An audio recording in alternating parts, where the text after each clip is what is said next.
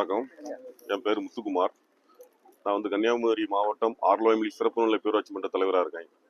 நான் இப்போ SP sir எதுக்கு பார்த்தீங்கன்னா, பார்த்தது என்ன ரீசன்னா, ஆக்சுவலி ஆர்லோயமிலியில் வெயிட் பிரிட்ஜ் ஒன்று இருக்குது. அரசு இடமேடை எங்கள் பேரூராட்சி மூலமாக நாங்கள் நிறுவியிருக்கோம். அந்த வெயிட் பிரிட்ஜ் எதுக்காக போட்டோம்னா, கன்னியாகுமரி மாவட்டத்தில் அதிகமான விபத்துகள் ஏற்படுது, அதிகமான லோடு பாரம் ஏற்றிட்டு வரதுனால அந்த விபத்துகள் ஏற்படுதுன்னு சொல்லி கண்மணி மாவீரன் ஒருத்தர் ஹைகோர்ட்ல ஒரு ரெட் பெட்டிஷன் போட்டு அந்த கோர்ட் ஆர்டர் அடிப்படையில தான் கன்னியாகுமரி என்ட்ரன்ஸ்ல ஆர்லோயமில இன்னைக்கு 51 பேரூராட்சி இருக்கு. 51 பேரூராட்சியும் எல்லா பேரூராட்சியும் வெயிட் பிரிட்ஜ் கிடையாது.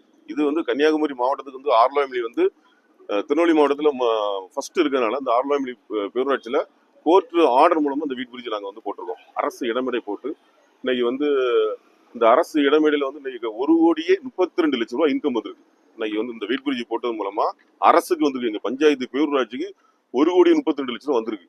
இப்போ ஒரு 20 நாளைக்கு முன்னாடி என்னன்னு பாத்தீங்கன்னா, அந்த லாரிகள் ரோட்டுக்கு சைட்ல தான் நிக்குதும். அதுல அந்த மருத்துவநகர் பகுதியில் ஒரு லாரிகள் நிற்கும் போது நின்ன லாரிக்கு பின்னாடி ஒரு பையன் ட்ரிங்க்ஸ் அடிச்சுட்டு மோதி விபத்து ஏற்பட்டுருக்கு.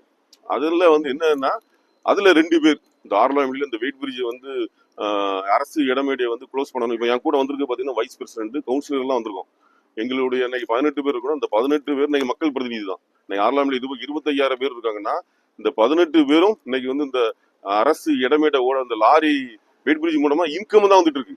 இதை தடை பண்ணதுக்கு ஒரு 2 பேர், திமுக சேர்ந்த செல்வகுமார் இன்னொரு பையன் அவன் ட்ரிங்க்ஸ் அடிச்சு எப்ப பார்த்தாலுமே லாஸ்ட்ல ஒரு போலீஸ் இஷ்யூ கூட வந்துச்சு. அந்த இதுலயும் அந்த பையன் தான் ரீசன். இந்த 2 பேருமே அன்னைக்கு நைட்டு ஏஎஸ்பி சார் வந்திருக்காங்க. ஏஎஸ்பி சார் தவறான தகவல் கொடுத்து, எப்படின்னா இது இந்த வெயிட் பிரிட்ஜ் நடந்தது பாத்தீங்கன்னா பஞ்சாயத்து தலைவர் தான். எப்பா பஞ்சாயத்து தலைவர்னா எப்படிப்பா கவர்மெண்ட்டுக்கு வருமானம் வரும்? பஞ்சாயத்து தலைவர் நடத்தவே இல்லையே. இது அரசு இடமேட்டு நாங்க போர்டே வச்சிருக்கு. கவர்மெண்ட் எக்ஸிக்யூட்டிவ் ஆபீசர் அக்கௌண்ட்டுக்குள்ள பணம் வந்துட்டு இருக்கு. அதை தவறான தகவலை சொல்லி அது இந்த விபத்துக்கெல்லாம் ஏற்படுது அப்படிங்கிற சொன்ன உடனே சாரும் ஏஎஸ்பி சார் பார்த்துட்டு சரி ஆமா இது விபத்து ஏற்பட்டிருக்கு, சரி பார்த்து பண்ணலாம்னு சொல்லிட்டு அப்படி விட்டாங்க. நாங்களும் இந்த எலெக்ஷன் பீச்சில் நானும் எங்களுக்கு இப்போ நான் ஏடிஎம்கே ஒன்றிய செயலாளர் இருக்கிறேன். அவர் கன்னியாகுமரி சட்டமன்ற உறுப்பினர் பதவியேற்புக்கு போயிட்டு நானும் நேற்று முன்னாடி தான் வந்தேன். பார்த்தாச்சுன்னா இந்த 20 நாளா இன்னும் ஒரு எந்தவித நடவடிக்கை இல்லை.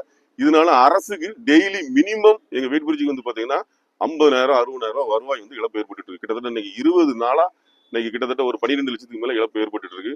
அதான் எஸ்பி சார் பார்த்து சொல்லியிருக்கேன். சார் இது இந்த விபத்து ஏற்பட்டது இந்த அடிப்படையில் விபத்து ஏற்பட்டது.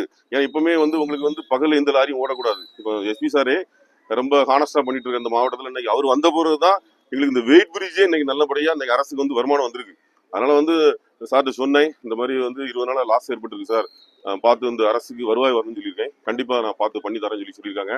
அந்த சைடுல தான் லாரிகள் நிற்கும். அதனால அது நைட்டு 10 மணி 11 மணிக்கு மேல தான் இடையே போடுறாங்க. அது காலையில வேற 4 மணிக்கு வர முடிக்கிறாங்க. அதனால எந்தவித பப்ளிக்கும் இன்னைக்கு நாங்க 25,000 பேர் இருக்கோம், எதுக்கும் இடைஞ்சல் கிடையாது. அதனால அந்த அரசு இடமேடைக்கு வருவாய் வரணும்.